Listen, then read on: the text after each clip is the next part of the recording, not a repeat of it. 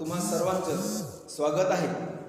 मागील व्हिडिओमध्ये आपण इयत्ता 10वीतील इतिहास विषयाअंतर्गत दुसरं पाठ इतिहास लेखन भारतीय परंपरा या प्रकरणाला सुरुवात केली होती। त्यावेळेस आपण 3 मुद्दे अभ्यासले होते, जे म्हणजे प्राचीन काळातील इतिहास लेखन, मध्ययुगीन काळातील इतिहास लेखन, आधुनिक काळातील इतिहास लेखन व ब्रिटिश इतिहास काळ, असे ते 3 मुद्दे अभ्यासले होते।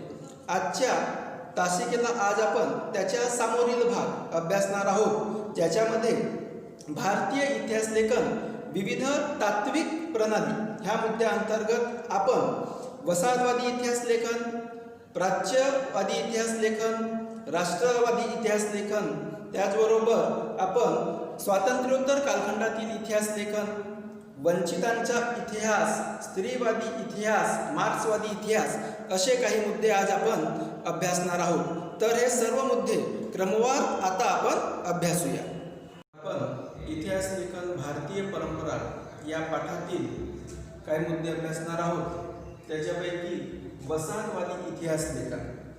तर वसाहतवादाची सुरुवात भारताच्या संदर्भात पाहिजे झाली तर ज्या वेळेस इंग्रज लोक भारतामध्ये आले, भारतामध्ये त्यांनी इसवी सन 1600 पासून म्हणजे भारतामध्ये व्यापाराला सुरुवात केलेली होती। जवळपास त्यानंतर 180 वर्ष त्यांनी भारतामध्ये राज्य केले होते। तर त्याच्यामध्ये भारतीय संस्कृती किंवा भारताबद्दल कुतूहलाने काही बाबी अभ्यासाव्यात या हेतूने काही इतिहासकारांनी इतिहास लेखन केलेले आहे। तर अशा इतिहासकारांमध्ये ब्रिटिश अधिकारी तसेच ख्रिश्चन धर्मप्रसारक यांचा प्रामुख्याने अंतर्भाव होतो। यांनी भारताच्या संदर्भात इतिहास लेखन करताना भारतीय संस्कृती गौण दर्जाची आहे हे दर्शवण्यासाठी लेखनाला प्रारंभ केला। म्हणजे त्यांच्या इतिहास लेखनाचा मूळ हेतू काय होता की भारतीय संस्कृती गौण कशी आहे, तर त्याचे प्रतिबिंब त्यांच्या लेखनामध्ये आपल्याला आढळून येते। वसाहतवादी ब्रिटिश सत्तेच्या समर्थनासाठी त्यांनी इतिहास लेखनाचा आधार घेतला। म्हणजे भारताच्या ज्या बरेचसे जे धरोहर आहेत, प्राचीन संस्कृती आहे, ते तुच्छ आहे, गौण आहे, हे त्यांच्या इतिहास लेखनातून आपल्याला पदोपदी आढळून येते। त्यांचेच म्हणजे केम्ब्रिज हिस्ट्री ऑफ इंडिया या ग्रंथाचे 5 खंड आहेत। ह्या 5 खंडाचे उदाहरण हे वसाहतवादी इतिहास लेखनाचे उत्तम असे उदाहरण आहे। आता आपण याच्यानंतरचा समोरचा मुद्दा अभ्यासूया, प्राच्यवादी इतिहास लेखन। या मुद्द्यामध्ये प्राच्यवादी म्हणजे नेमकं काय, तर जे मुळात युरोप खंडामध्ये वास्तव्यास असलेले आहेत, म्हणजे पाश्चिमात्य देशाकडे वास्तव्यास असलेले, पण पूर्वेकडील संस्कृती आणि देश यांच्याविषयी कुतूहल निर्माण करणारे, म्हणजे त्या कुतूहलातून पूर्वेकडील देशातील संस्कृती म्हणा किंवा त्यांचे चालीरीती परंपरा यांच्याविषयी अभ्यास करण्यास इच्छुक असणारे जे अभ्यासक होते त्यांनाच प्राच्यवादी असे म्हटले जाते। तर हे जे प्राच्यवादी इतिहास लेखक होते यांनी विशेष करून संस्कृत आणि युरोपमधील भाषांतील साधर्म्य काय याचा शोध घेण्याचा प्रयत्न केला। याचा शोध घेताना त्यांनी संस्कृत भाषा, अजून जे वैदिक कालखंडातील जे साहित्य आहे त्यांचा पण विपुल अभ्यास केला। याच्यातून त्यांना असं लक्षात आलं की ह्या भाषांची एक जननी एक प्राचीन इंडो युरोपियन भाषा होती, असा त्यांचा मत झाला। म्हणजे अशी त्यांनी एक कल्पना मांडली की ही जी संस्कृत भाषा आहे, वैदिक कालखंडातील भाषा आहे, यांच्या पूर्वी सुद्धा एक इंडो युरोपियन भाषा होती, असा त्यांचा स्पष्ट मत होता। ह्याच भारतीय इतिहास व त्या संदर्भातील संशोधनास आणखी चालना मिळावी या हेतूने सर विल्यम्स जोन्स यांनी 1784 मध्ये कोलकाता या ठिकाणी, कोलकाता म्हणजे आपल्या भारत देशातील कोलकाता या ठिकाणी त्यांनी एशियाटिक सोसायटी या संस्थेची स्थापना केली, जेणेकरून पूर्वेकडील देशांशी संबंधित संस्कृती म्हणा किंवा त्या देशातील चालीरीती म्हणा किंवा त्या देशाविषयी इतंभूत माहिती त्या अभ्यासास चालना देण्याच्या हेतूने त्यांनी ह्या सोसायटीची स्थापना केली. प्राच्यवादी इतिहास लेखकांमध्ये किंवा अभ्यासकांमध्ये आणखी एक विचारवंत म्हणजे जर्मन प्राच्यवादी अभ्यासक फ्रेडरिक मॅक्स मुलर ह्या अभ्यासकाचा आपल्याला प्रामुख्याने उल्लेख करावा लागेल. फ्रेडरिक मॅक्स मुलर यांनी संस्कृत भाषा ही इंडो युरोपियन भाषा गटातील अतिप्राचीन शाखा होती असे मत व्यक्त केले आहे.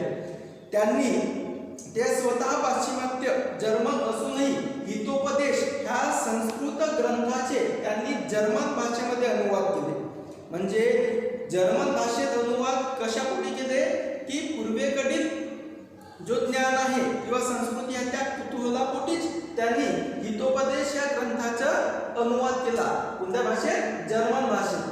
त्याच प्रकारे त्यांनी the sacred books of the east या नावाने 50 खंड संपादित केले आहेत. त्याचबरोबर त्यांनी ऋग्वेदाचे संकलन केले आहे आणि त्याच ऋग्वेदाचे संकलन करून 6 खंडामध्ये त्यांनी त्याला प्रसिद्ध केलेलं आहे आणि ऋग्वेदाला सुद्धा जर्मन भाषेमध्ये त्यांनी अनुवादित करून प्रसिद्ध केलेलं आहे. तर हे जे प्राच्यवादी इतिहास लेखक होते यांच्या इतिहास लेखनाच्या संदर्भात अभ्यासाचा मुख्य विषय काय होता? पूर्वेकडील संस्कृती, चालीरीती, परंपरा यांचा अधिक विस्ताराने खोलात जाऊन अभ्यास करणे व त्या आधारे आपले लेखन करणे. पण या अलीकडच्या काळामध्ये एडवर्ड सैड या विद्वानांचं ह्या प्राच्यवादी इतिहास लेखकांविषयी एक वेगळंच मत होतं.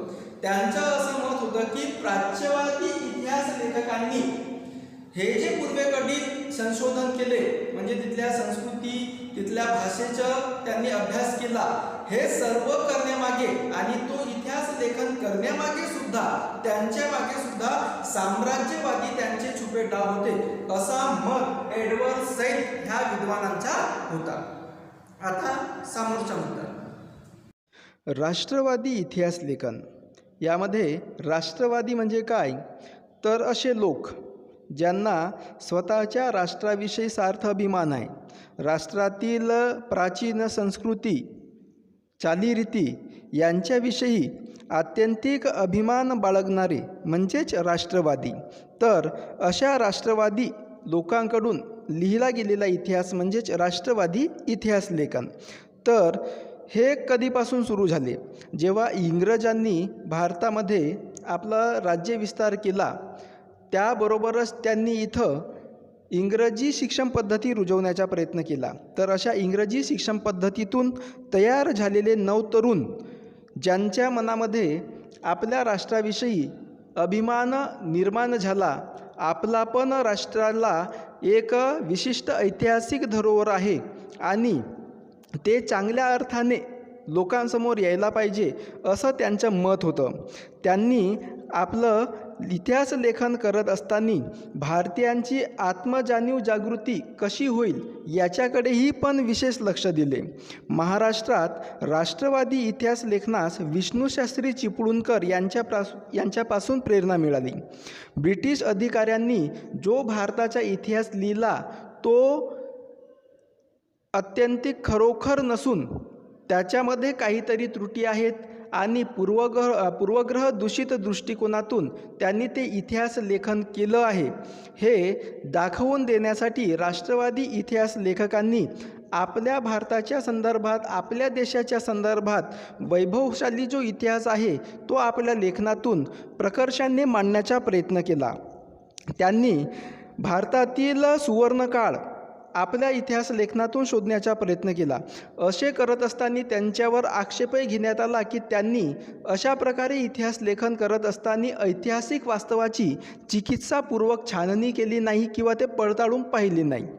तरी पण भारताविषयी अधिकाधिक सत्य माहिती समोर आणण्याचा प्रयत्न ह्या राष्ट्रवादी इतिहास लेखकाकडून झालेला आपल्याला दिसतो. यामध्ये महादेव गोविंद रानडे, रामकृष्ण गोपाळ भांडारकर, विनायक दामोदर सावरकर, राजेंद्रलाल मिश्र, रमेशचंद्र मजुमदार, काशीप्रसाद जयस्वाल, राधाकुमुद मुखर्जी, भगवानलाल इंद्रजी, वासुदेव विष्णू मिराशी, अनंत सदाशिव आरतेकर अशा काही राष्ट्रवादी इतिहासकारांची नावे आपल्याला सांगता येतील.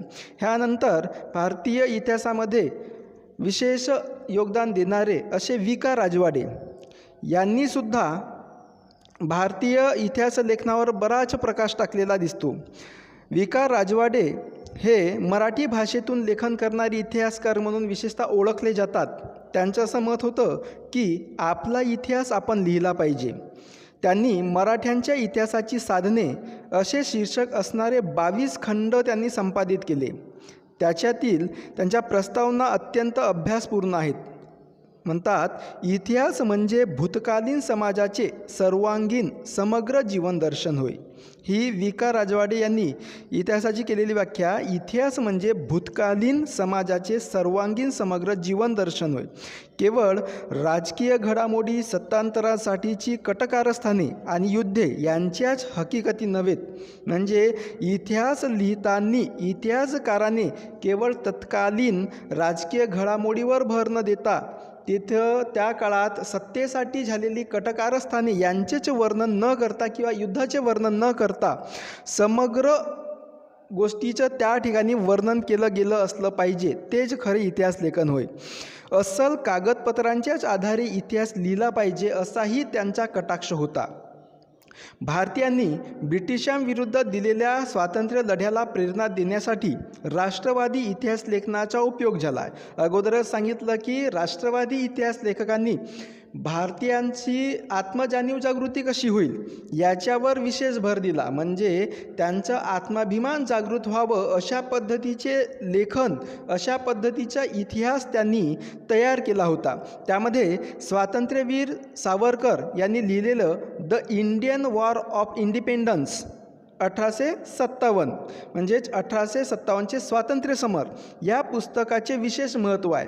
म्हणजे ज्या वेळेस भारतीय स्वातंत्र्य लढ्याला चेतना आणून द्यायची होती अशा वेळेस हा जो ग्रंथ आहे, ह्या ग्रंथाने किंवा ह्या ग्रंथाच्या वाचनाने बरेचसे नवतरुण भारतीय स्वातंत्र्य लढ्यासाठी तयार झाले होते.